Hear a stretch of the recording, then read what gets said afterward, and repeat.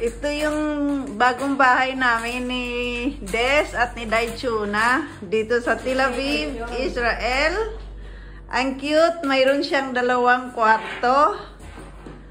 Ayan, ito yung kwarto ni Daichuna. Cute! Maliit. At ito yung aming maliit na kusina. At mayroon din kaming ref.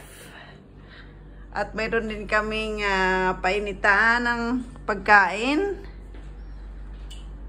So, dalhin ko kayo sa kwarto namin ni Des. Ang cute. Ang ganda rin.